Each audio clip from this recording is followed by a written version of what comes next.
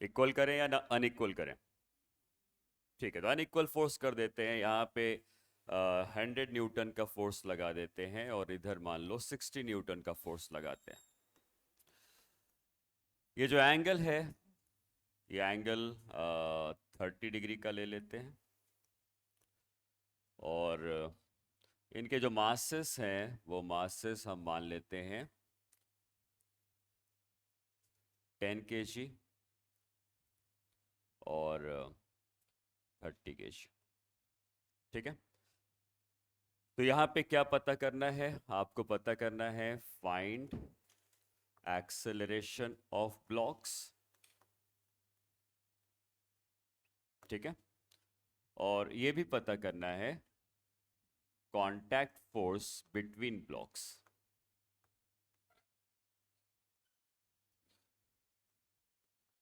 मतलब इन दोनों ब्लॉक्स के बीच में नॉर्मल रिएक्शन क्या होगा।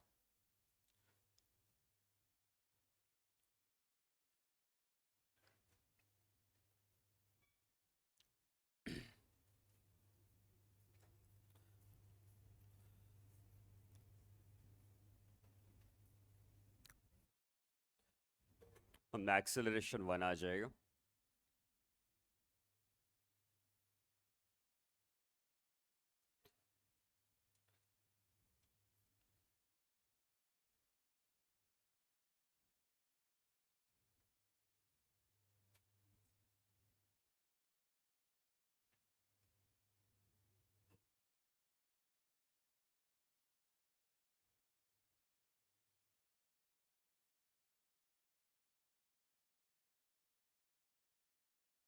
नॉर्मल रिएक्शन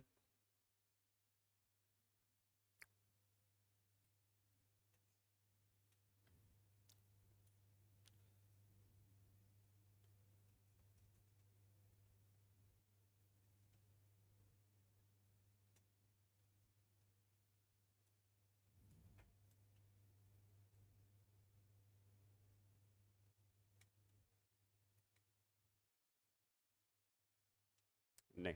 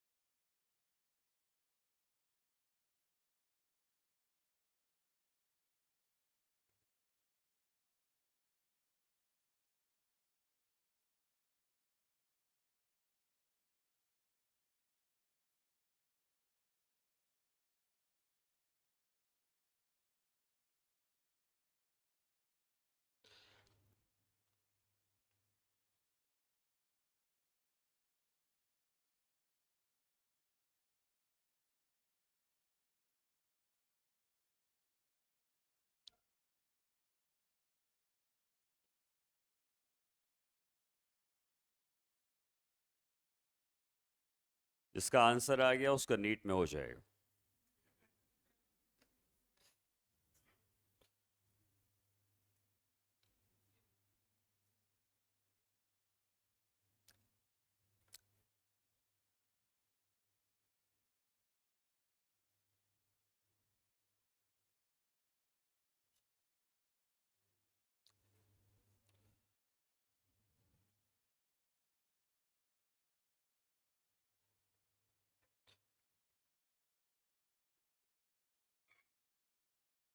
कुछ भी आंसर बोलते रहो। एक आंसर बोलो, एक निकालो और एक आंसर बताओ।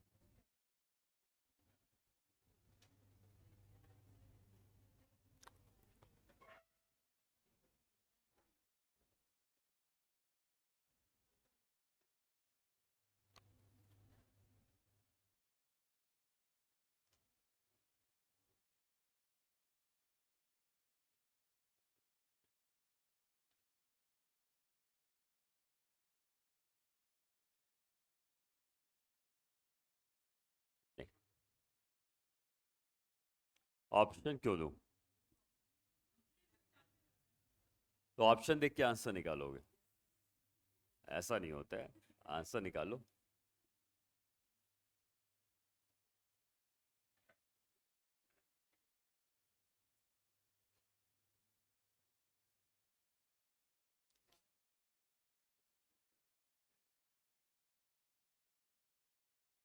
अच्छा, मैंने सब में मुंडी तो हिला दी है कि नहीं होगा आंसर, लेकिन मैं चेक भी कर लूं आंसर आएगा क्या।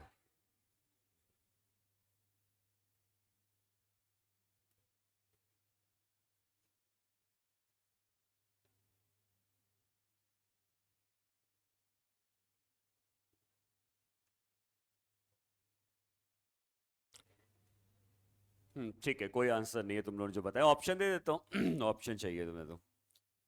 पहला पहला ऑप्शन होगा 120,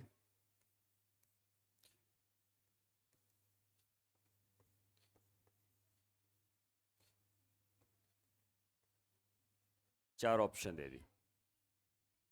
अच्छा, देखने में लग रहा है ये होगा, क्यों सी देखने में लग रहा है? 180 आया है तुम्हारा? दिखाओ। अरे इधर लेके आओ।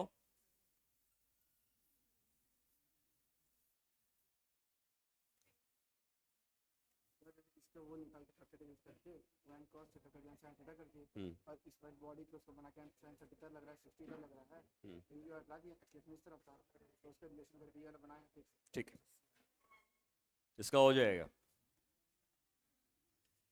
आंसर 180 है।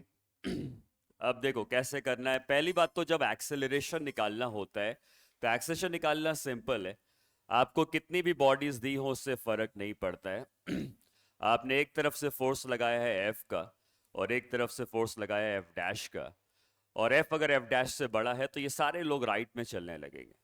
तो आप लोगों ने लास्ट क्लास में भी सीखा था कि F minus F dash is equal to total mass into, ऐसे लिख देना है आपको। एक तरफ से फोर्स एफ आया है, एक तरफ से एफ डैश आया है, और अगर एफ एफ डैश से बड़ा है तो नेट फोर्स हो जाएगा F minus F dash is equal to total mass into A.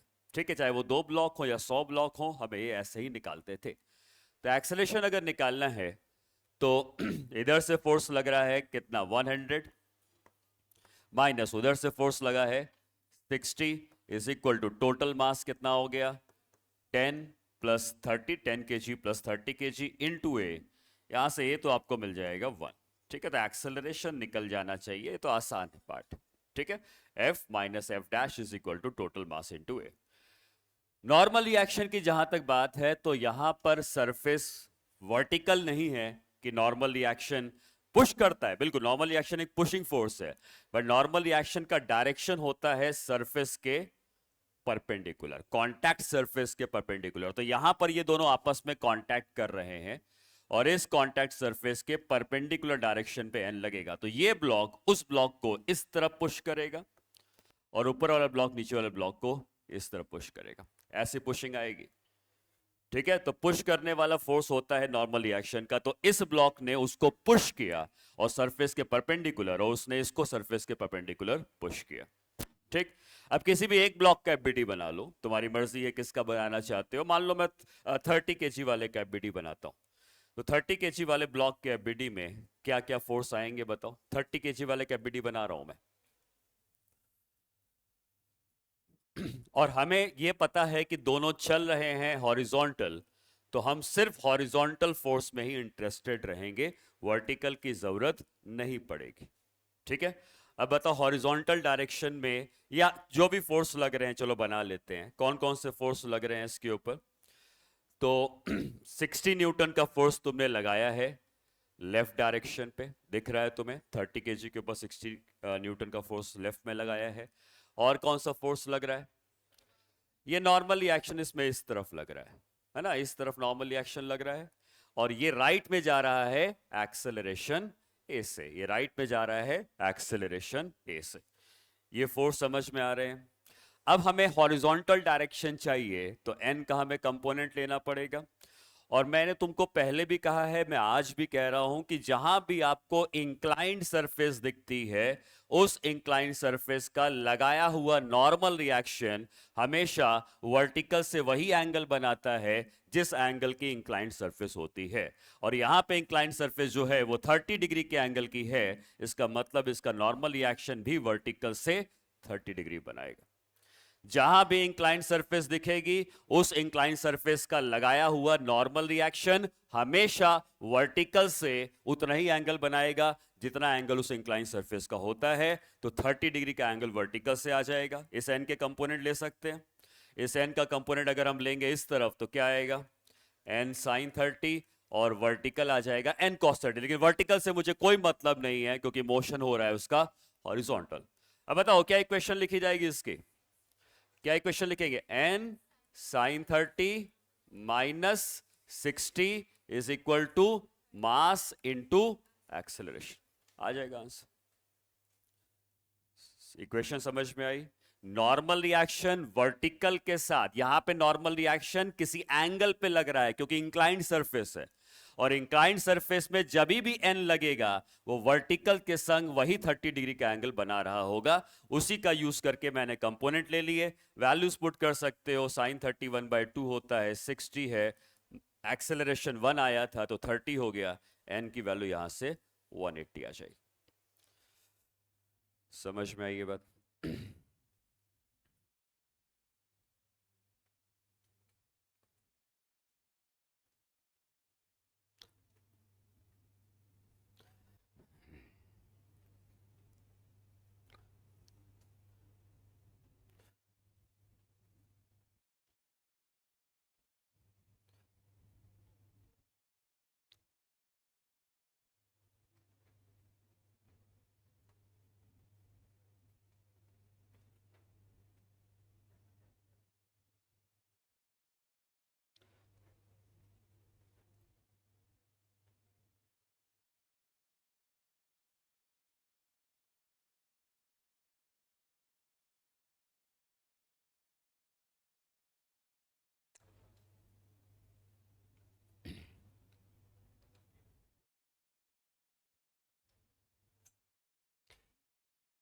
ठीक है, अब क्या तुम लोग 10 केजी वाले का फ्री बॉडी डायग्राम बना सकते हो?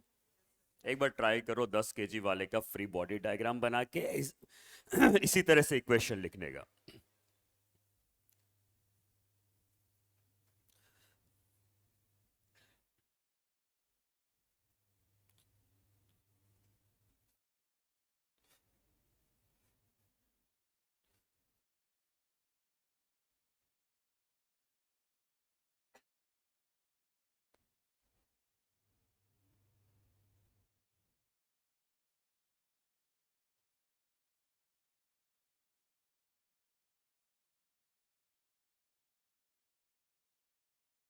क्या बेटा? नहीं, ये 30 डिग्री यहां पर है ना, तो जिस एक्सिस से एंगल लगा होता है उस तरफ कॉस आता है, तो यहां पे आता एन कॉस 30 और इस तरफ आता है एन साइन 30।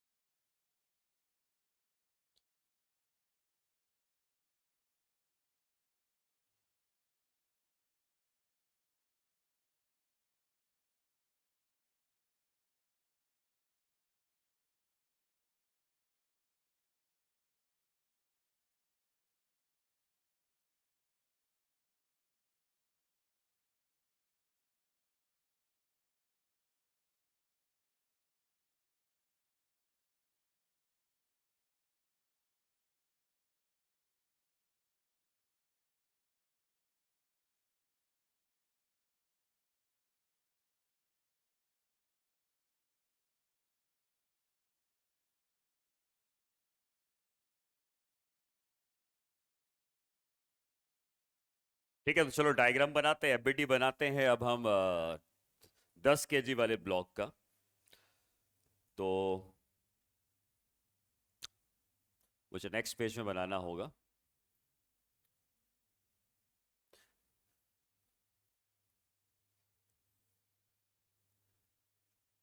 टेन केजी वाले ब्लॉक के ऊपर क्या क्या फोर्सेस लग रहे हैं, तो आप कहे का हॉरिजॉन्टल फोर्स देखने हैं। तो 10 केजी वाले ब्लॉक पे वो 100 न्यूटन का फोर्स दिख रहा है आपको, वो राइट में लगा है। और नॉर्मल रिएक्शन दिख रहा है जो नीचे की तरफ लगा है। ठीक, तो ये दोनों फोर्सेस अगर मैं बनाऊं तो यहां पे 100 न्यूटन का फोर्स लग रहा है राइट डायरेक्शन पे, 100 न्यूटन का फोर्स लगा दिया राइट डायरेक्शन पे, और एन का फोर्स इस डायरेक्शन पे लग रहा था। देखा था नॉर्मल रिएक्शन का फोर्स इस डायरेक्शन में लग रहा है, देखो नॉर्मल रिएक्शन का फोर्स इस डायरेक्शन में लग रहा है। ठीक, ये इंक्लाइंड सरफेस का लगाया हुआ नॉर्मल रिएक्शन है। फिर से समझना, ये जो नॉर्मल रिएक्शन लगा है, ये नॉर्मल रिएक्शन एक इंक्लाइंड सरफेस ने लगाया है, और इंक्लाइंड सरफेस का लगाया हुआ नॉर्मल रिएक्शन वर्टिकल के साथ फिर से 30 डिग्री का एंगल बनाएगा। इंक्लाइंड सरफेस का लगाया हुआ नॉर्मल रिएक्शन हमेशा वर्टिकल के संग सेम एंगल बनाएगा। पिछले डायग्राम में पहुंचते हैं। ये जो एन लगा है ये भी वर्टिकल के संग 30 बना रहा है, और ये जो एन लगा है ये भी वर्टिकल के साथ वही 30 डिग्री का एंगल बनाएगा। कंपोनेंट ले सकते हैं इसके। कंपोनेंट अगर लेते हैं तो इस तरफ कौन सा कंपोनेंट आएगा, एन साइन 30, और ये वाला ब्लॉक किस तरफ जा रहा है, राइट की तरफ जा रहा है। क्या इक्वेशन लिखेंगे इसकी, 100 minus N sine 30 is equal to mass into acceleration. Calculate करोगे वही 180 आएगा। ठीक है, नॉर्मल रिएक्शन की वैल्यू फिर से आपको 180 ही मिलने वाली है। तो चाहे इसका डायग्राम बनाओ या उसका डायग्राम बनाओ, फर्क नहीं पड़ता है, बट कॉन्सेप्ट याद रखना है। इंक्लाइन सरफेस से जब भी नॉर्मल रिएक्शन लगाना होगा, वर्टिकल के संग हम सेम एंगल थीटा पे लगा देंगे। ठीक है,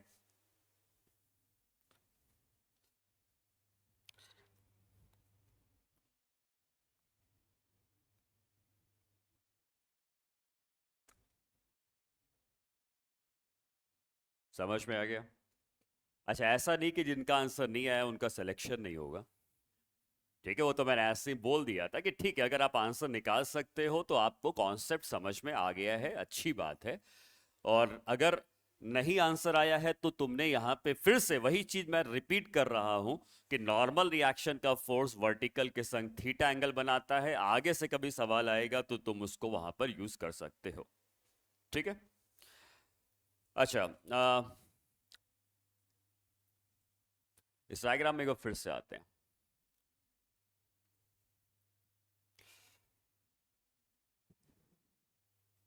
अगर मैं दोनों तरफ से 100 न्यूटन का फोर्स लगाता तो क्या होता, मोशन नहीं होता। और अगर मोशन नहीं होता और मैं इस फोर्स को बढ़ाता जाता, उधर से भी 100 न्यूटन है, इधर से भी 100 न्यूटन है, और उधर भी मैंने 200 कर दिया, या उससे अच्छा है कि आप ऐसे समझो। ठीक है, मान लो कि ये दो ब्लॉक्स जब थे तो इस तरीके से कांटेक्ट में थे, और यहां पर एक वॉल है, दीवार है। दीवार होने से क्या हुआ कि अब ये ब्लॉक आगे तो नहीं बढ़ सकता है। आप जितना भी फोर्स लगा लें ये ब्लॉक अब आगे नहीं बढ़ पाएंगे। लेकिन अगर तुम फोर्स को बढ़ाते जाओगे तो क्या होगा, क्या लगता है, फिजिक्स के हिसाब से सोचो, मतलब फिजिक्स को भूल जाओ, तुम नॉर्मल सोचो कि अगर नॉर्मली तुम इसको फोर्स को बढ़ाते तो क्या होता हुआ लग सकता है, क्या आगे क्या चीजें हो सकती हैं। मोशन तो नहीं हो रहा है, ये आगे तो नहीं बढ़ रहा है, लेकिन बहुत ज्यादा फोर्स लगाओगे तो क्या होगा, राइट वाला ब्लॉक ऊपर उठ जाएगा। बहुत ज्यादा फोर्स लगाओगे तो राइट वाला ब्लॉक अब ऊपर की तरफ उठने लगेगा। होगा ऐसा, किसने उठाया ऊपर, फोर्स तो तुम हॉरिजॉन्टल लगा रहे हो, उठ रहा है ऊपर, ऐसा कैसे। तो इसके ऊपर जो एन लगा था, इसके ऊपर ये जो एन लगा था, क्या इस एन का एक वर्टिकल कंपोनेंट भी है। अगर ये वर्टिकल कंपोनेंट स्ट्रांग होता जाएगा, जैसे जैसे फोर्स को बढ़ाते जाओगे, फोर्स को बढ़ाने से ये वर्टिकल कंपोनेंट स्ट्रांग होता जाएगा। और अगर ये वर्टिकल कंपोनेंट इसके वेट से बड़ा हो जाए, भाई वेट ही तो उसको पकड़ के रखा है नीचे, जैसे ही ये वर्टिकल कंपोनेंट उसके वेट से बड़ा हो जाएगा, ये ग्राउंड का कांटेक्ट छोड़ के ऊपर की तरफ उठ जाएगा। नहीं समझ में आया? देखो ये फिजिक्स है, फिजिक्स में आप जो है आप रट के नहीं कर सकते हो, फिजिक्स में आप कॉन्सेप्ट समझ के करने की कोशिश करो। तो मैं तुम्हें यही समझा रहा हूं कि आप इसको रियल लाइफ से विजुलाइज करने की कोशिश करो कि क्या एक्चुअली हो सकता है, और क्या हो सकता है उसके हिसाब से हम क्वेश्चन को सॉल्व करेंगे। ठीक है? तो मैंने तुमसे यही कहा कि अगर हम लोग यहां पर इसको कांटेक्ट में यहां पे दीवार खड़ी कर दें तो ऑब्वियसली वो आगे नहीं जा पाएगा, लेकिन हम फोर्स जैसे जैसे बढ़ाते रहेंगे, कभी ना कभी ये ब्लॉक ग्राउंड के कांटेक्ट को छोड़कर राइट वाला ब्लॉक ऊपर उठ जाएगा। होगा ऐसा? किसने उठाया? नॉर्मल रिएक्शन है। तो एक सवाल इसमें भी बना सकता हूं मैं। ठीक है, चलो उसको भी करते हैं। मासेस कोई भी ले लो, मासेस से फर्क नहीं पड़ता। अगेन ये 30 kg है और ये 10 kg है। ठीक है, फिर से डायग्राम बनाओ इसका और नेक्स्ट क्वेश्चन लिखते हैं।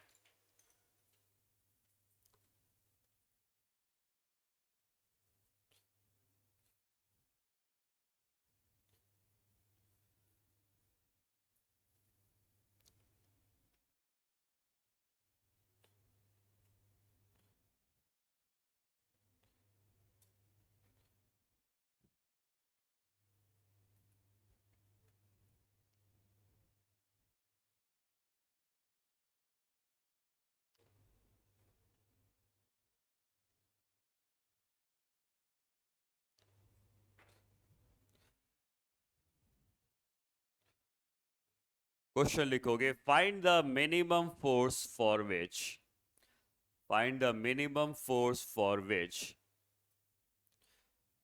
10 kg block leaves the contact from the ground. Find the minimum force for which 10 kg block leaves the contact with the ground.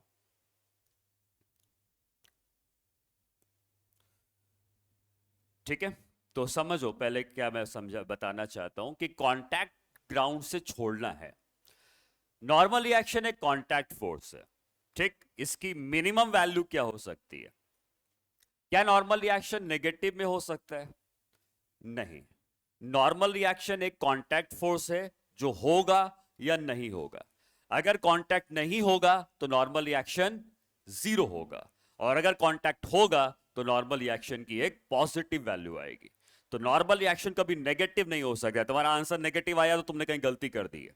तो नॉर्मल रिएक्शन कभी नेगेटिव नहीं हो सकता है। नॉर्मल रिएक्शन कम से कम जीरो हो सकता है। और नॉर्मल रिएक्शन जीरो कब होता है? जब कांटेक्ट छूट जाता है।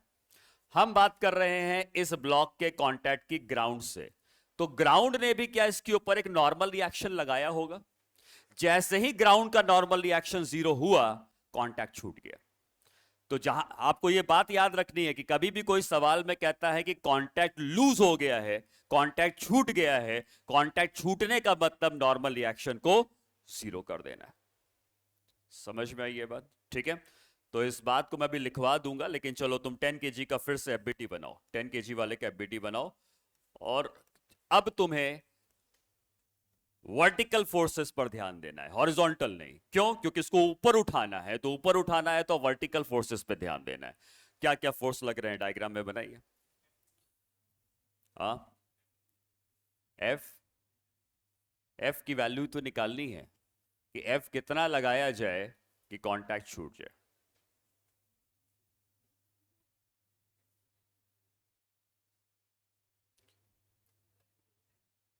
एंगल वही 30 डिग्री है,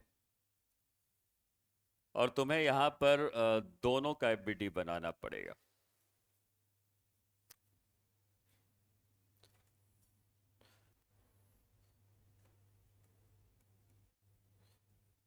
दोनों का एफबीटी बनाना पड़ेगा।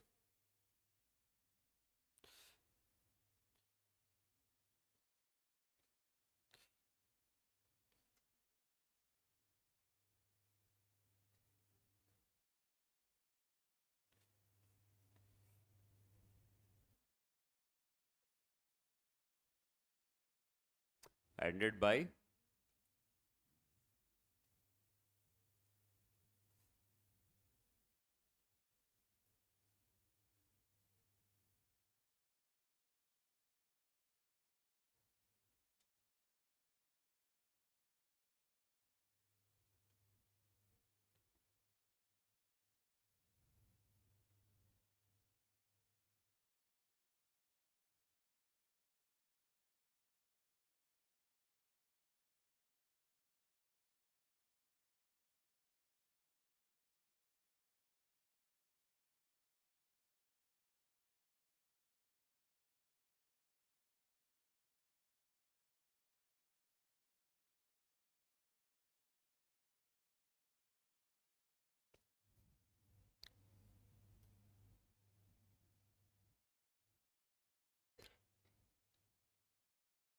ठीक है, 100/√3 आएगा।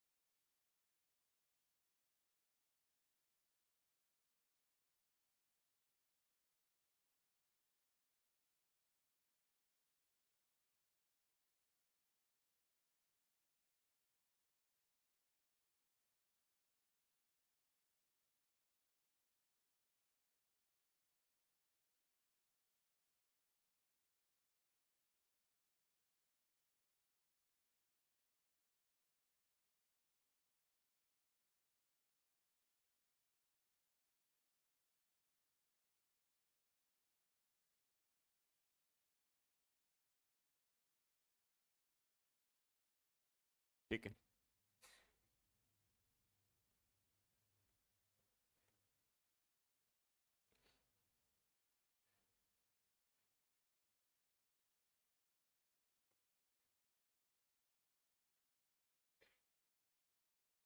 तो देखो यहाँ पर नॉर्मल रिएक्शन कई सारे आने वाले हैं, क्योंकि इनका आपस में कांटेक्ट है तो वो वाला एन तो आएगा ही। ये दीवार भी कांटेक्ट में है तो उसने भी कुछ नॉर्मल रिएक्शन N2 लगाया होगा। ग्राउंड भी कांटेक्ट में है तो ग्राउंड ने भी नॉर्मल रिएक्शन N1 लगाया होगा।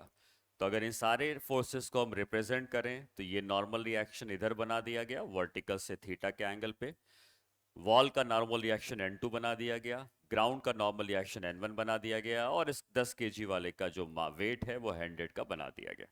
ठीक, 30 kg वाले का एफबीडी बनाते हैं। तो 30 kg वाले के एफबीडी में नॉर्मल रिएक्शन ग्राउंड वाला जो लगा रहा है वो N3 का लगा रहा है। 30 kg वाले के ऊपर एक N का नॉर्मल रिएक्शन इस डायरेक्शन में लगा है जो अगेन वर्टिकल से 30 डिग्री के एंगल पे लग रहा होगा। बाकी इसका जो वेट है mg वो लग रहा होगा नीचे की तरफ, मास है 30 तो 300 न्यूटन का उसका वेट लग गया। और कुछ लगा है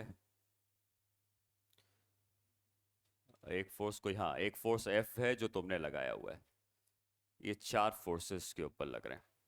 ठीक है, तो मैंने अभी सारे फोर्सेस जो लग रहे हैं वो उनके डायग्राम में रिप्रेजेंट कर दिए हैं।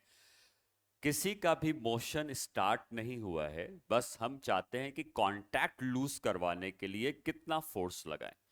तो अभी मोशन स्टार्ट नहीं हुआ है तो फोर्सेस अभी भी बैलेंस ही आप करेंगे, क्योंकि जब अगर मोशन होने लगता तो एक्सेलरेशन पूछता, तो वो नहीं पूछ रहा, और एक्सेलरेशन निकालने के लिए क्वेश्चन और कॉम्प्लिकेट हो जाएगा। उतना कॉम्प्लिकेशन में हमें नहीं जाना है नीट के हिसाब से, बस यहां तक ही रहना है।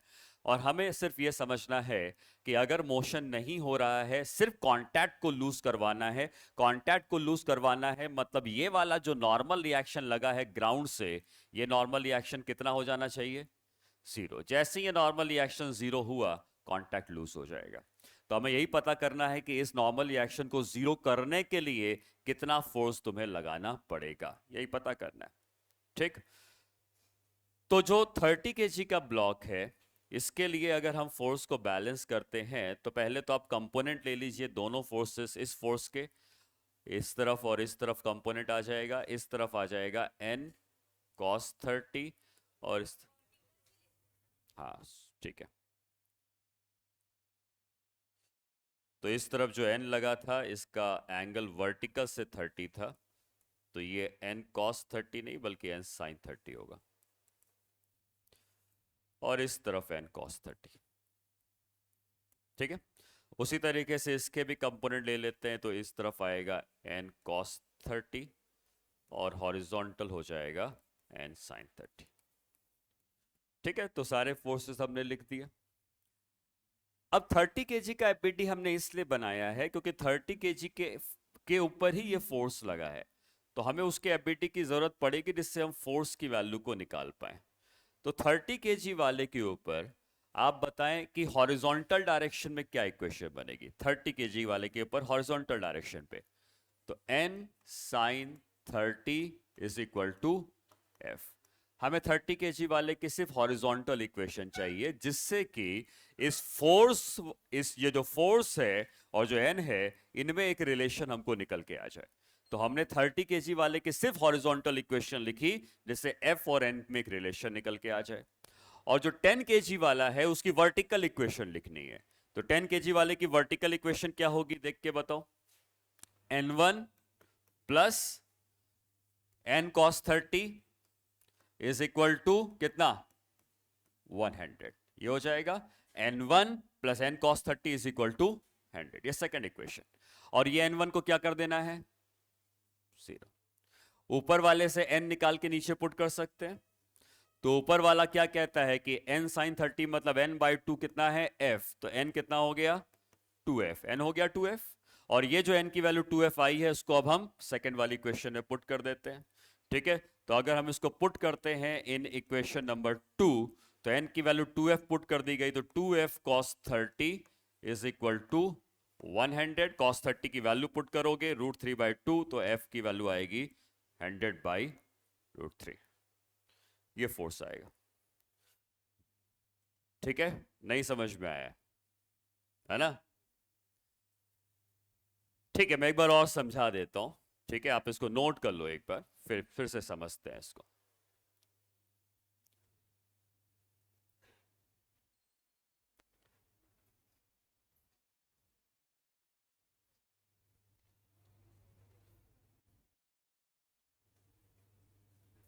क्या बेटा दोनों का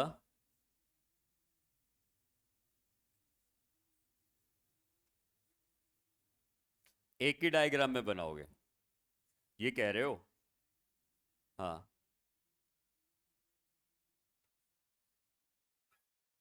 मैंने दोनों को मिला के आंसर ऐसे निकाला कि मुझे ये पता है कि अगर मैं 10 केजी का एफबीडी बनाता तो मुझे ये करना होता कि ये जो नॉर्मल रिएक्शन है प्लस ये जो नॉर्मल रिएक्शन है ये mg के बराबर है।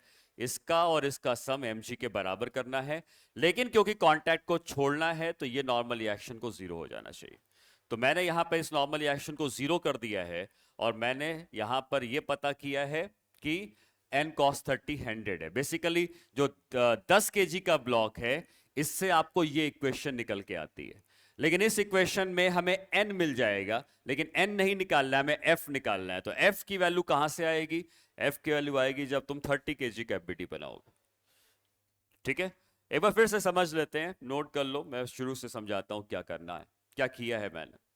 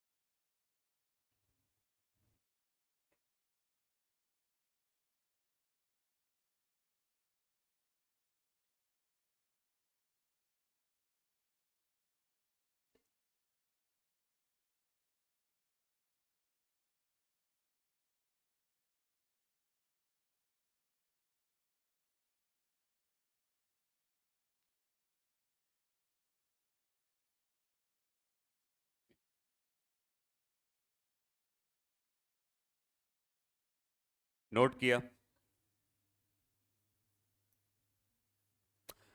ठीक है, मैं थोड़ा और उसको आसान करता हूं। एक चीज समझते हैं जिससे थोड़ा और आसान हो जाएगा। जैसे ये क्वेश्चन मैंने करवाया हुआ है लेकिन फिर से इसी तरीके के क्वेश्चन की मदद से हम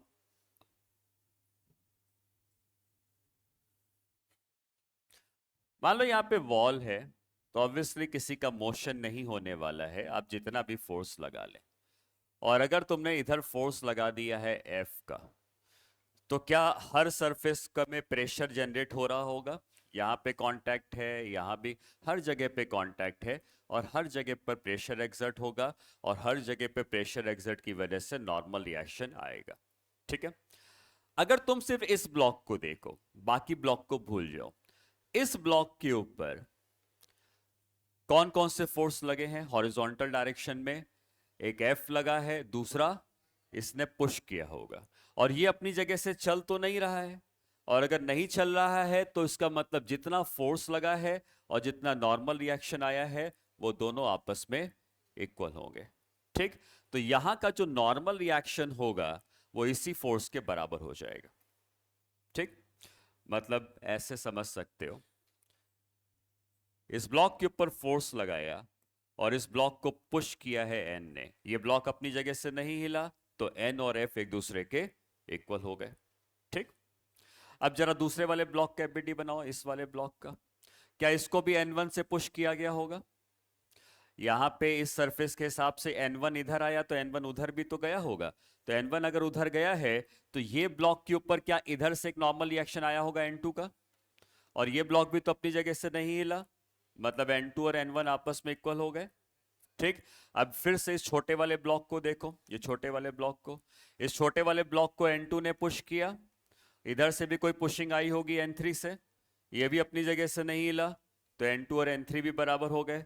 लास्ट में जो लास्ट वाला ब्लॉक है उसको देखा जाए, इस ब्लॉक को N3 ने पुश किया और दीवार ने N4 से पुश किया, ये भी अपनी जगह से नहीं हिला, तो N3 और N4 भी आपस में इक्वल हो गए।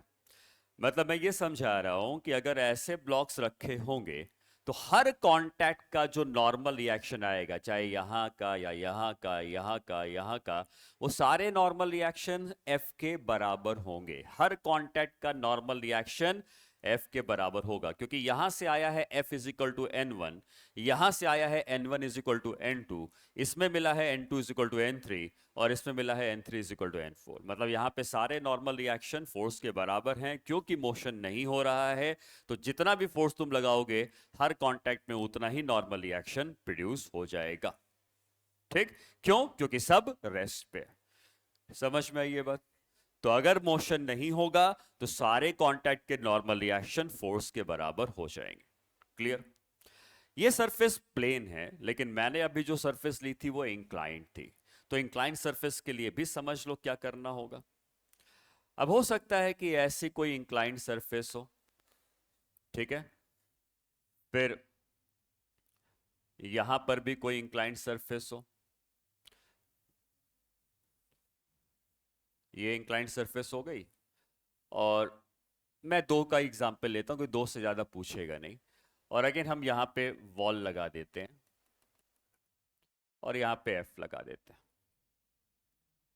ठीक है, तो अब तुम्हें यह समझ में आना चाहिए कि यहां पे नॉर्मल रिएक्शन किसी एंगल पे लग रहा होगा, और नॉर्मल रिएक्शन अगर किसी एंगल पे लग रहा होगा, ठीक है, तो इस केस में यहां का जो भी नॉर्मल रिएक्शन आएगा, यहां का जो भी नॉर्मल रिएक्शन मान लो हम लोग ले रहे हैं, एन का नॉर्मल रिएक्शन आ रहा है, इसने एन को इधर पुश किया होगा, उसको एन से इधर पुश किया होगा। ठीक है, तो इस एन ने वर्टिकल के संग कितना एंगल बनाया है? थीटा, जो अगर हम ले रहे हैं तो थीटा। अगर इस एन ने वर्टिकल के संग थीटा का एंगल बनाया है तो इस एन का हॉरिजॉन्टल कंपोनेंट आएगा एन साइन थीटा, या ये याद रखो कि जो एफ होगा वो एन साइन थीटा के बराबर होगा।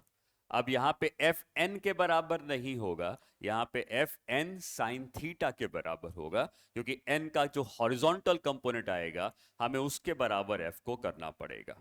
ठीक, तो यहां पे एफ और एन आपस में बराबर रहेंगे, बट वहां पे एफ और एन साइन थीटा आपस में बराबर रहेंगे। ये बात समझ में आई है? ठीक है,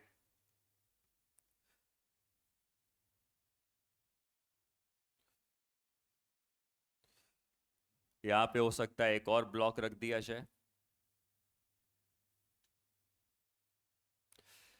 नहीं रहने दो, बहुत ज्यादा ही कॉम्प्लिकेटेड कर दूंगा मैं। ठीक है, इतना ही याद रखो, क्योंकि उससे ज्यादा जरूरत नहीं, क्योंकि मैं आगे भी ऐसे ही ब्लॉक लगा सकता हूं, लेकिन फिर से आपको हर जगह पर एन और एफ बराबर नहीं करना है, हर जगह का एन साइन थीटा एफ के बराबर करना है। ठीक है, तो जब ऐसी सरफेस है तो एफ और एन बराबर है, जब इंक्लाइन सरफेस है तो एफ और एन साइन थीटा बराबर है। ठीक।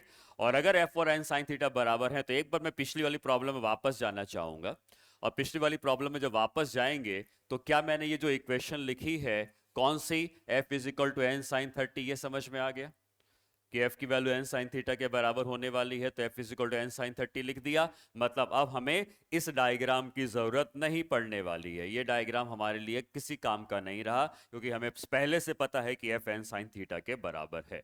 हमें सिर्फ 10 kg वाले कैपिटी बनाना है, और 10 kg वाले के ऊपर भी सिर्फ कौन से फोर्स लिखने हैं, वर्टिकल। तो अगर तुम ये नहीं लिखते हो, तुम ये नहीं लिखते हो चलेगा, मुझे कोई फर्क नहीं पड़ता, आपको सिर्फ वर्टिकल फोर्सेस लिखने हैं। तो वर्टिकल फोर्सेस अगर लिखने हैं तो क्या क्या आ जाएंगे वर्टिकल फोर्सेस में, क्या ये एन आ रहा है, और कौन सा आ रहा है वर्टिकल, N1, और कौन सा आ रहा है इसका वेट, ये तीन फोर्स आ रहे हैं। ये नॉर्मल रिएक्शन दिख रहा है, ये आ गया, ग्राउंड का नॉर्मल रिएक्शन N1 आ गया, और इसका वेट mg आ गया। और अगर कांटेक्ट को छोड़ना है तो क्या इसको जीरो होना पड़ेगा, ऊपर का फोर्स नीचे के बराबर कर दिया, क्या क्या बराबर किया, N1 लगा, और क्या लगा था यहां पे, n का कंपोनेंट, ये n का कंपोनेंट कितना आया था, n cos 30, तो क्या लिखा हमने, n1 plus n cos 30 is equal to mg, n1 plus n cos 30 is equal to mg, n1 को जीरो पुट कर दिया और आंसर आ गया। ठीक है, तो क्या समझ में आया, जब भी इंक्लाइंड सरफेस होगी तो f और n साइन थीटा को बराबर कर देना है। ठीक है, वहां से तुम्हें n मिल जाएगा, और एक बार n मिल गया तो इस n का वर्टिकल कंपोनेंट हम ले लेंगे इसके लिए, और उसका एफबीडी बनाकर हम बता सकते हैं कि कब वो कांटेक्ट को लूज करेगा। ठीक है, अभी भी नहीं आया, हाँ ठीक है।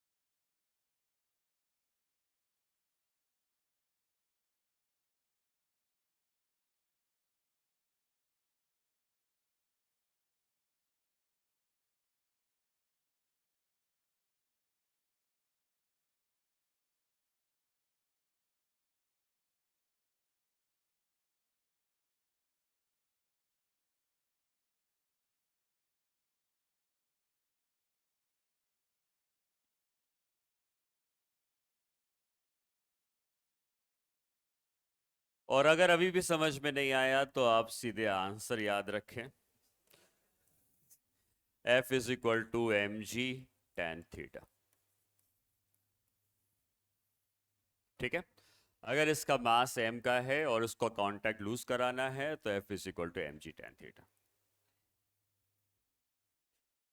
क्या वहीं से आया है, जो इक्वेशंस बनाई है वहीं से आया है, बट मैंने डायरेक्टली अब आंसर बता दिया कि आप इससे भी कर सकते हो।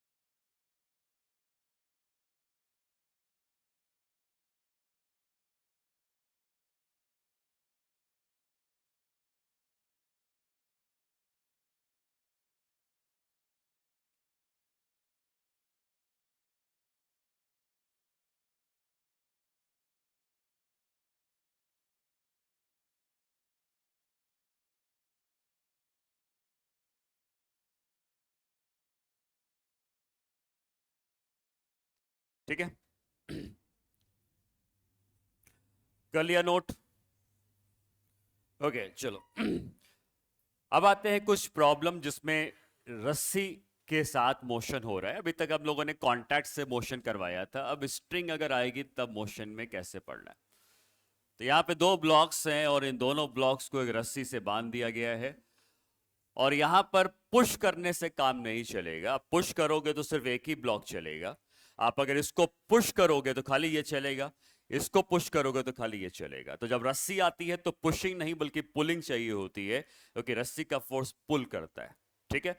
और अगर यहाँ पे हमने उसको पुल किया है F के फोर्स से, इसका मास m1 का है, इसका मास m2 का है, तो क्या ये दोनों के दोनों आगे बढ़ेंगे एक्सेलरेशन A से? क्या लिख सकते हैं? m1 plus m2 into A. ठीक उसी तरीके से जैसे ब्लॉक्स जब आते थे, तो ब्लॉक्स जब आते थे और ब्लॉक्स कांटेक्ट में होते थे और हमें अगर इनको मूव करवाना होता था, ये m1 है और ये m2 है, तो वहां पे पुलिंग नहीं चाहिए होती थी, वहां पुशिंग चाहिए होती थी। आप पुश करते थे तभी चलते थे। और अगर ये ए से चलते थे तो यहां पर भी हम वही लिखते थे, F is equal to m1 plus m2 into A, क्योंकि दोनों को चलाया गया है, F ने दोनों को चलाया है, यहां भी F ने दोनों को चलाया है, तो दोनों केस में हमें सेम इक्वेशन लगानी पड़ती है। अगर दोनों तरफ से फोर्स आ जाते तो F माइनस एफ डैश कर लेते थे।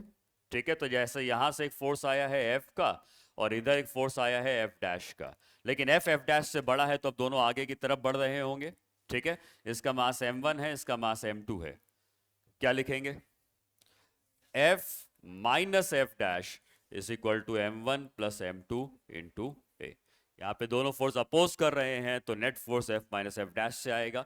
यही चीज हमने यहां भी पढ़ी थी, ब्लॉक्स कांटेक्ट में है और आप मोशन करवाते हो, एक तरफ से फोर्स F लगाया गया है, दूसरी तरफ से F डैश लगाया गया है। F डैश से बड़ा है तो दोनों राइट में चलेंगे। सेम इक्वेशन यहां भी आती थी, F minus F dash is equal to m1 plus m2 into A. ठीक है,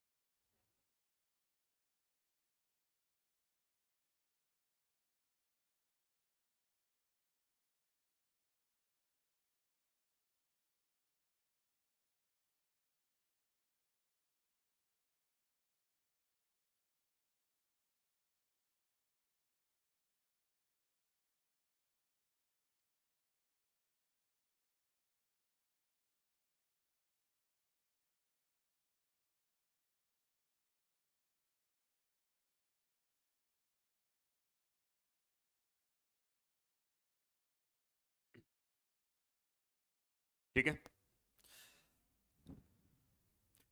अब कैसे हम लोग टेंशन निकालेंगे, और नॉर्मल रिएक्शन जैसे निकाला था उसी की हेल्प से हम लोग टेंशन का भी डायग्राम बनाते हैं।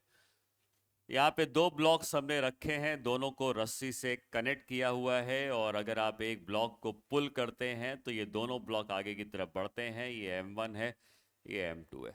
ठीक है, हम लोग सेम क्वेश्चन करते थे ब्लॉक्स के कांटेक्ट के लिए, बट कांटेक्ट में होने के लिए पुशिंग चाहिए होती थी, तो यहाँ से पुश किया जाता था जिससे कि दोनों ब्लॉक चलते थे। ये m1 है और ये m2 है।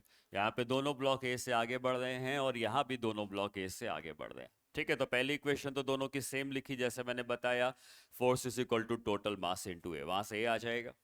यहाँ पे जब नॉर्मल रिएक्शन निकालते थे तो हमने क्या तरीका सीखा था कि हम इन दोनों ब्लॉक के बीच में एक लाइन बनाते थे, एक तरफ रख देते थे m1, दूसरी तरफ रख देते थे m2। तो इस तरफ हमने रख दिया है m1 और दूसरी तरफ रख दिया है m2।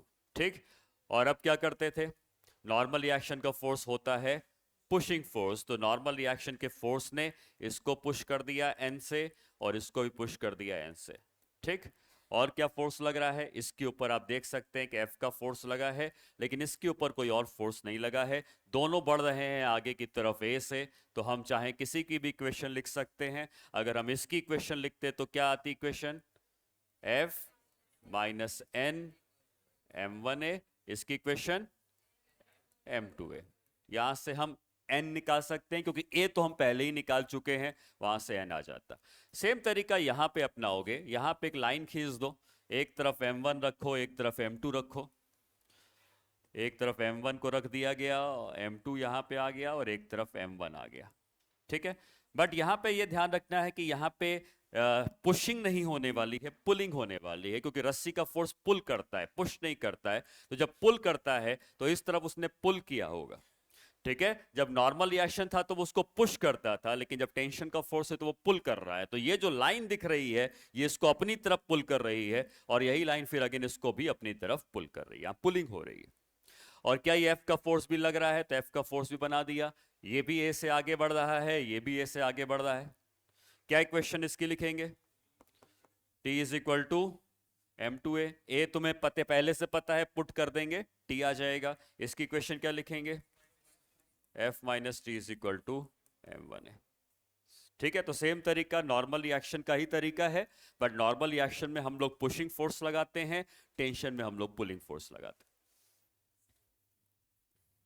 हैं। कोई डाउट है किसी को? हाँ,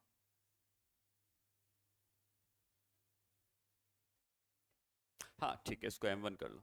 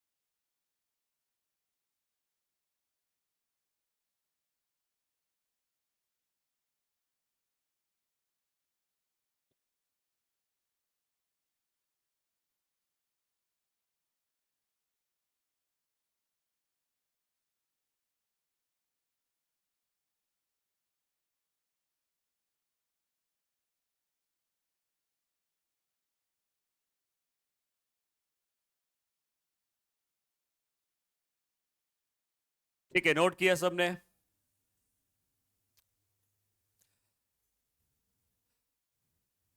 हम लोगों ने नॉर्मल रिएक्शन का रेशियो निकाला था इस डायग्राम के लिए, जब फोर्स एक बार राइट से लगाया गया था और एक बार फोर्स लेफ्ट से लगाया गया था।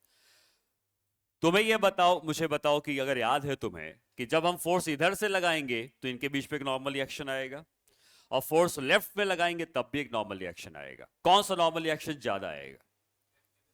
जब फोर्स इधर लगाएंगे तब ज्यादा आएगा, या लेफ्ट में लगाएंगे तब ज्यादा आएगा?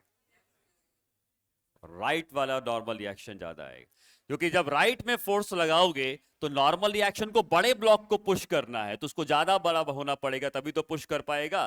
तो जब इधर से फोर्स लगाओगे तो यहां पे नॉर्मल रिएक्शन बड़ा आएगा, क्योंकि बड़े ब्लॉक को पुश करना है। और जब यहां से फोर्स लगाओगे नॉर्मल रिएक्शन छोटा आएगा, क्योंकि छोटे ब्लॉक को पुश करना है। समझ में आई बात? ये तरीका याद रखना है कि किसको पुश करवाना है। बड़े ब्लॉक को पुश करवाना है तो बड़ा एन चाहिए, छोटे ब्लॉक को पुश करवाना है छोटा एन चाहिए। ठीक, रस्सी में बताओ, यहां से पुल करेंगे तो ये टेंशन कुछ ना कुछ आएगी, निकाल सकते हैं। और अगर मैं इधर पुल करूंगा तभी भी कोई ना कोई टेंशन आएगी। किस केस में टेंशन ज्यादा आएगी? मतलब मैं दोनों ब्लॉक के साइज को थोड़ा अलग कर दूं जिससे क्लियर रहेगा। यहां पे हो गया ये M1 और M2। अब बताओ, अभी पुल कर रहे हैं तो ज्यादा टेंशन आएगी, या इधर पुल करेंगे तो ज्यादा टेंशन आएगी? लेफ्ट की तरफ। लेफ्ट की तरफ पुल करेंगे तो रस्सी को बड़े ब्लॉक को खींचना पड़ेगा, तो रस्सी को बड़े ब्लॉक को खींचना पड़ेगा तो ज्यादा टेंशन की जरूरत पड़ेगी। लेकिन जब इधर से खींच रहे हो तो रस्सी को छोटे ब्लॉक को खींचना है, छोटे ब्लॉक को खींचना है तो कम टेंशन की जरूरत पड़ेगी। समझ में आई बात? तो इस चीज को रटने की जरूरत नहीं है, कॉमन सेंस से सोचने की बात है कि नॉर्मल रिएक्शन को पुश करना है, यहां पर बड़े ब्लॉक को पुश करवाना है तो ज्यादा एन चाहिए। ठीक, वहीं अगर फोर्स हम इधर से लगाते तो छोटे ब्लॉक को पुश करना है तो कम एन चाहिए। रस्सी के साथ भी वही है, जब इधर से फोर्स लगा रहे हैं तो फोर्स तो इसको खींच ले रहा है, बट इसको खींचने का काम रस्सी को करना है, तो रस्सी को छोटे ब्लॉक को खींचना है, कम टेंशन चाहिए। वहीं अगर फोर्स इधर से लगा के खींचते तो रस्सी को बड़े ब्लॉक को खींचना होता तो ज्यादा टेंशन चाहिए। ठीक है, समझ में आ गई ये बात? हम निकाल सकते हैं, वो सारी चीजें हमने निकाली भी हुई हैं, बट मैं खाली बता रहा हूं कि आपको एग्जाम में कोई सवाल आएगा तो आपको सीधे सीधे इसी लॉजिक का यूज करना है। ठीक है,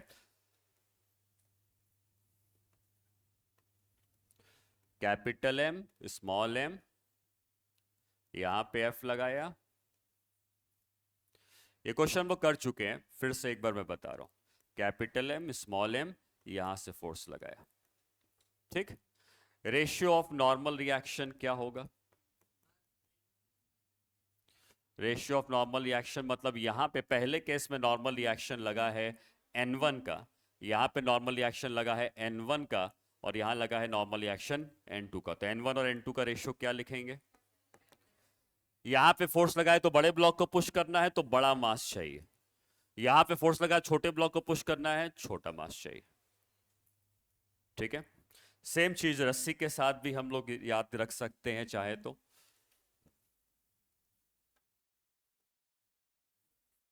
ठीक है, इसका मास कैपिटल एम है, इसका मास स्मॉल एम है, यहां से हमने फोर्स ला के खींचा, यहां पे टेंशन कुछ ना कुछ होगी। अगेन दूसरे केस में छोटा ब्लॉक एक बड़ा ब्लॉक, और हम यहाँ पे अब छोटे ब्लॉक पे फोर्स ला के खींचते हैं तो फिर से कुछ ना कुछ टेंशन चाहिए होगी। पहले केस की टेंशन है T1 और दूसरे केस की टेंशन है T2। क्या रेशियो होगा T1 T2 का? इस केस में क्या रस्सी को छोटे ब्लॉक को खींचना है तो छोटा वाला मास, यहां पे रस्सी को बड़े ब्लॉक को खींचना है तो बड़ा वाला मास। ठीक है, तो आप याद रख सकते हो ये इस तरह के क्वेश्चन आने के चांसेस रहते हैं जहां पे सीधे सीधे आपको रेशियो पूछ लेता है।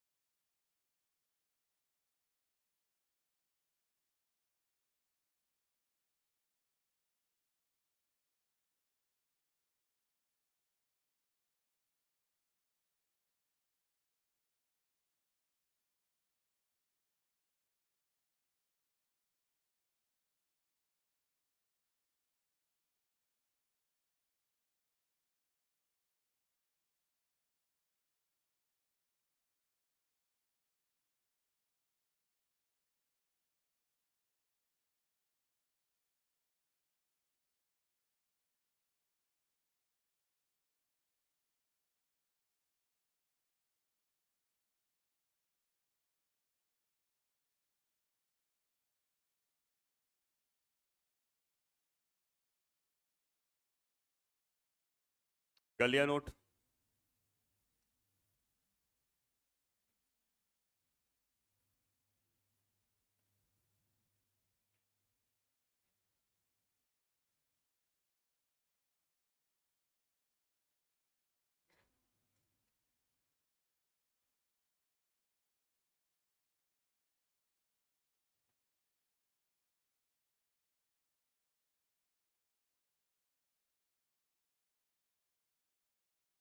दोनों रस्सियों में टेंशन निकालनी।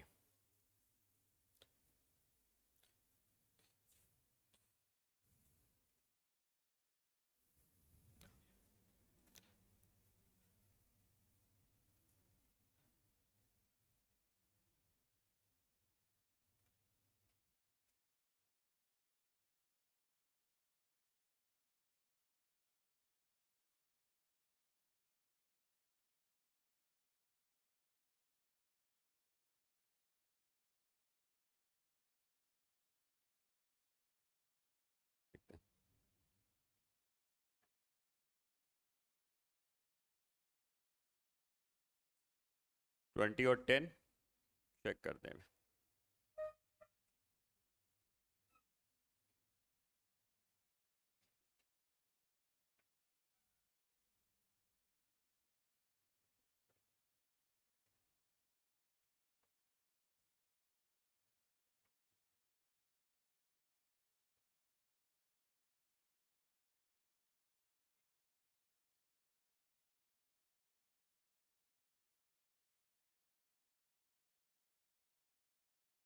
कितनी आ रही है? 20 और 10, 20 और 50?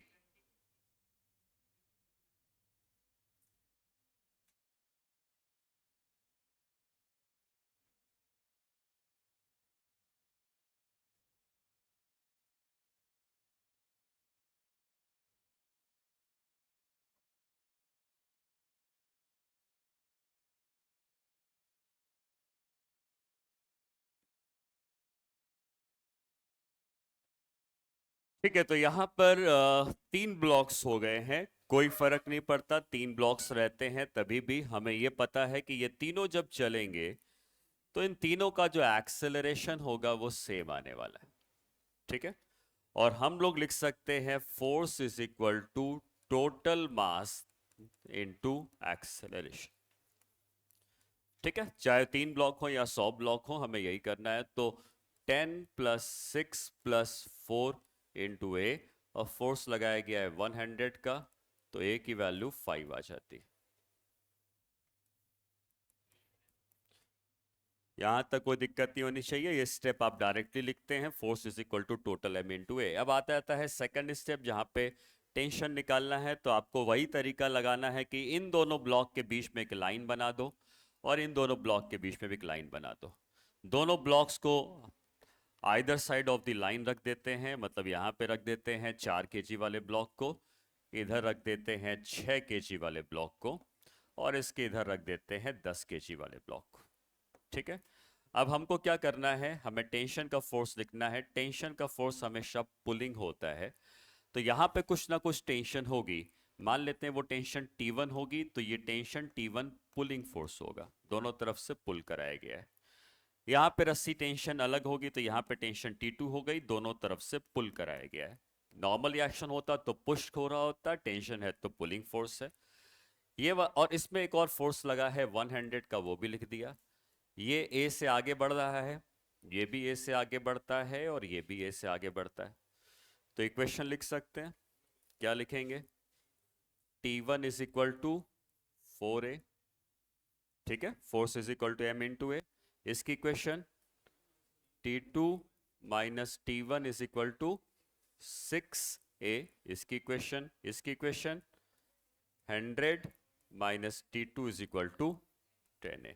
ए की वैल्यू पुट कर दो, आपको T1 T2 की वैल्यूज निकल जाएंगी। ठीक है,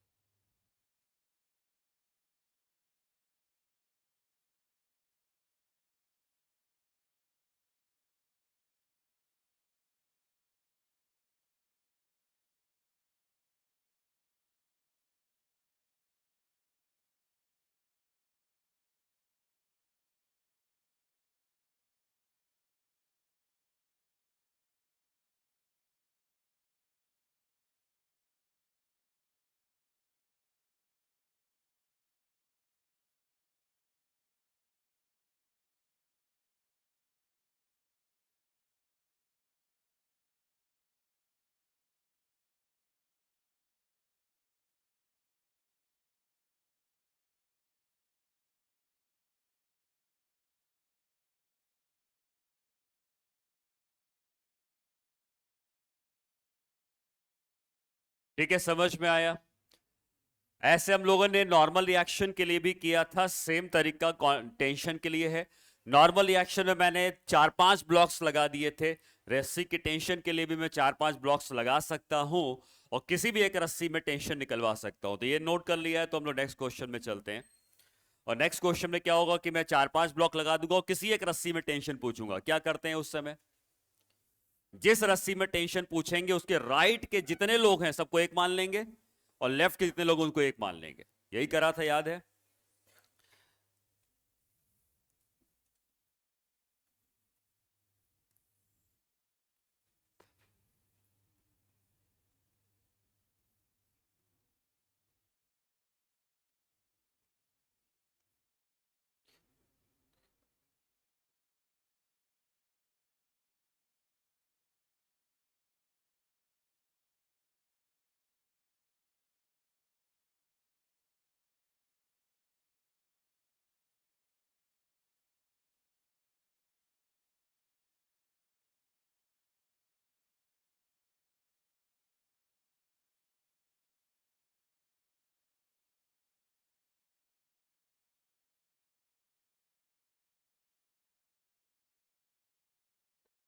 find tension in string between 1 kg and 3 kg block.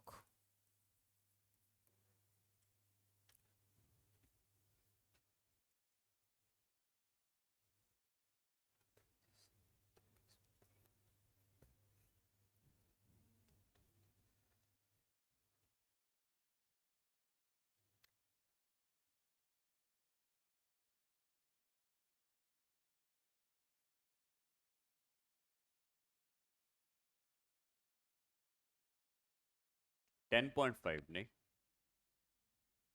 15।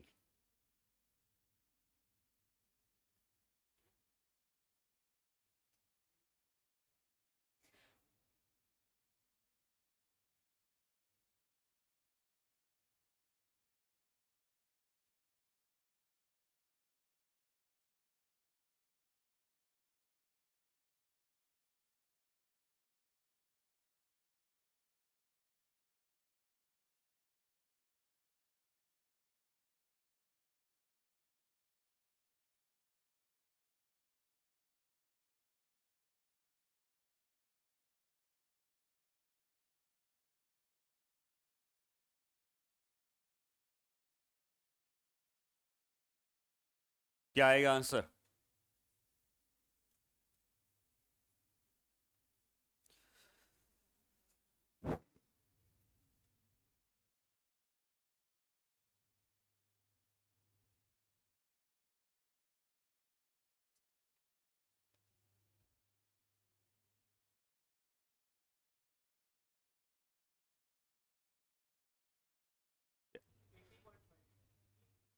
Eighty point five.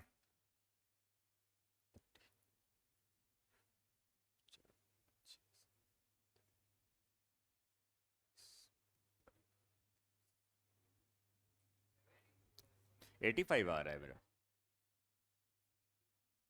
80.5 या 85। एक्सेलरेशन कितना आया है? 1.5 आया है। 1 kg एंड 3 kg के बीच में पूछा है ना।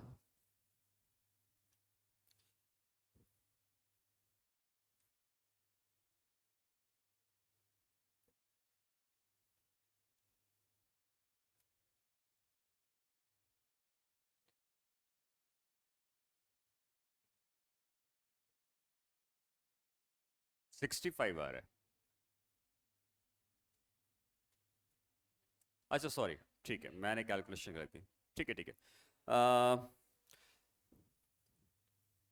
80.5 ही आएगा, है ना? 80.5 आ रहा है।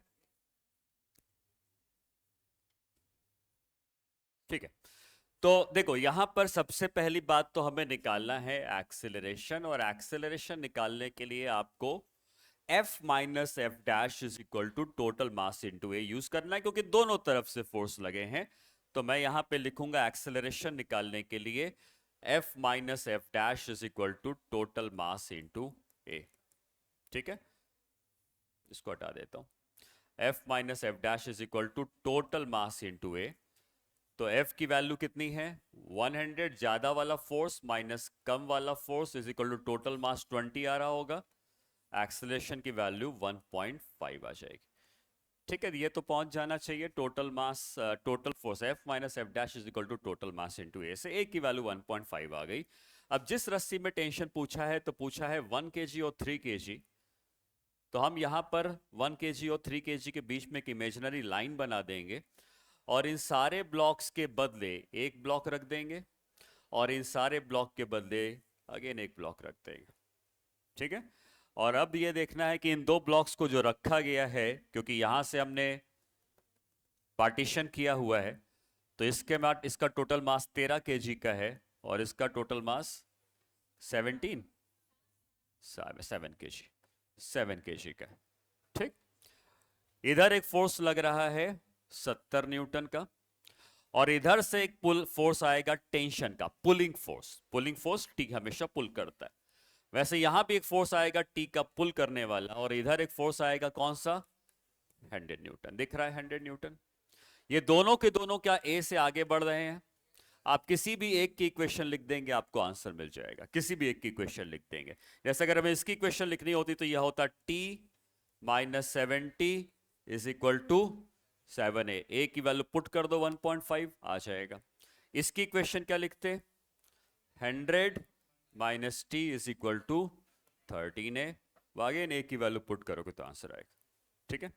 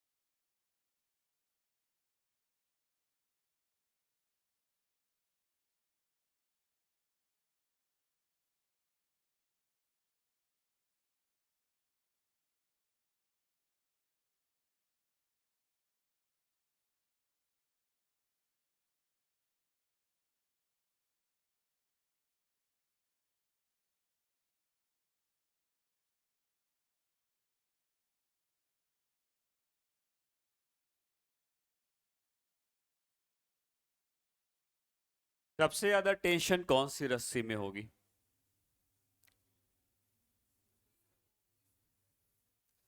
जिस रस्सी को सबसे ज्यादा लोगों को खींचना है उस रस्सी में सबसे ज्यादा टेंशन होगी। तो ये वाली जो रस्सी है इसके पीछे जितने ब्लॉक्स हैं इसी रस्सी को खींचना पड़ेगा, क्योंकि इस रस्सी के नीचे पीछे जितने ब्लॉक है उसको खींचना है, तो इस रस्सी में टेंशन सबसे ज्यादा होगी। फिर धीरे धीरे टेंशन की वैल्यू कम होती जाएगी। ठीक है। जैसे ट्रेन है तो कोई भी दो ट्रेन के बीच में मान लो चेन लगी है, जिससे कि दो ट्रेन के जो कंपार्टमेंट्स हैं वो जुड़े हैं, और जब ट्रेन चलेगी तो हर कंपार्टमेंट के बीच में जो चेन है उसमें टेंशन होगी, लेकिन सब में टेंशन अलग अलग होगी। सबसे आगे वाला जो इंजन के संग कंपार्टमेंट लगा होगा उसमें सबसे ज्यादा टेंशन होगी, क्योंकि उसको पीछे के सारे बोगियों को या कंपार्टमेंट्स को खींचना होगा। ठीक। अगर ट्रेन कांस्टेंट स्पीड से चलेगी तब क्या होगा? अगर ट्रेन कांस्टेंट स्पीड से चलेगी तब टेंशन क्या होगी? टेंशन जीरो होनी चाहिए। टेंशन जीरो होनी चाहिए, क्योंकि अगर टेंशन लगी तो एक्सेलरेशन आ जाएगा। तो जब ये कोई कांस्टेंट स्पीड से चल रहा है, जैसे मान लो मैंने कहा कि ये एक ब्लॉक है और ये भी एक ब्लॉक है, ये भी चल रहा है 10 मीटर पर सेकंड से और ये भी चल रहा है 10 मीटर पर सेकंड से, तो इस रस्सी में टेंशन क्या हो जाएगी? कोई जरूरत ही नहीं है। हाँ, अगर अब इनकी स्पीड बढ़ना चाहती है, ये स्पीड बढ़ना चाहती है, तो दोनों की स्पीड बढ़नी है, तब जाके रस्सी टाइट होगी। क्योंकि अगर तुम इस रस्सी को हटा देते तो क्या इनकी स्पीड को कोई फर्क पड़ता? नहीं। मतलब रस्सी के होने या ना होने से उन ब्लॉक को कोई फर्क नहीं पड़ रहा है, मतलब रस्सी की जरूरत है ही नहीं, रस्सी में टेंशन इस समय जीरो है। हाँ, अगर इनकी स्पीड को बढ़ाना होता तब रस्सी को इसको खींचकर इसकी स्पीड को बढ़ाने की कोशिश करनी पड़ती, तब जाके टेंशन आती। लेकिन अगर दोनों सेम स्पीड से चलते जा रहे हैं तो उस केस में रस्सी में कोई टेंशन नहीं होनी चाहिए। ठीक है। नेक्स्ट क्लास में पढ़ते हैं इसके आगे।